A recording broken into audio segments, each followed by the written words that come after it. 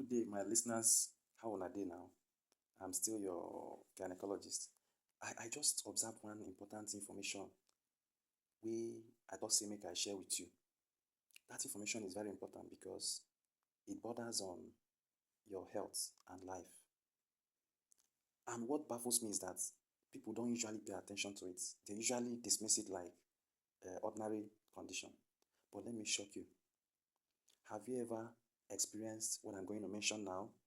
Have you ever experienced what is called postcoital bleeding? No matter how small, whether it has happened once or twice or many times. What is postcoital bleeding? Postcoital bleeding simply means bleeding after sexual activity or bleeding during sexual activity.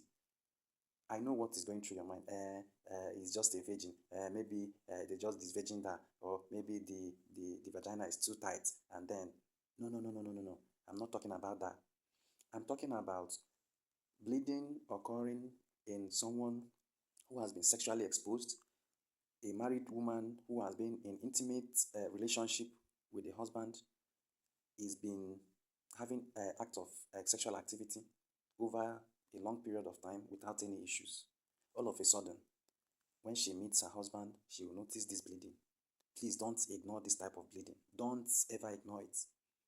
It is a sign of certain gynecological conditions, such as what we call cervicitis. It could also be a sign that you are having what is called cervical ectropion. It is also an indication that you may be having what is called cervical cancer. And this last condition I mentioned is the most dangerous, and that's why I said please don't ignore. Whenever you bleed during the act of sex, please ensure that you meet your gynecologist, because it is dangerous leaving this or treating it on your own. Let the gynecologist take your history to find out whether it's been a repeated occurrence or it has just occurred once. The gynecologist will find out your age, your sexual habits, and all that. It could also be injury during the sexual act. So, and this is one of the reasons you should see a gynecologist, so that your history will be taken.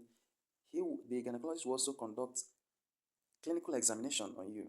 He will open the place up, look at it carefully, take some send you for investigations, so that it will be confirmed whether that is the other conditions we mentioned, or whether it is cancer, which is the main reason I'm making these posts or making this documentation. Don't ever ignore postcoital bleeding or bleeding during sexual intercourse. It might be the only way you will know at the earliest stage that you are trying to develop cancer, or you already have cancer of the cervix. I just say let me tell you this so that you don't ignore postcoital bleeding. It is not good that you are following me on Facebook, or you are following me on YouTube, on Women Health Corner, and I don't bring this to your notice. It will not be nice. Okay, so cheers, and let's meet in another session.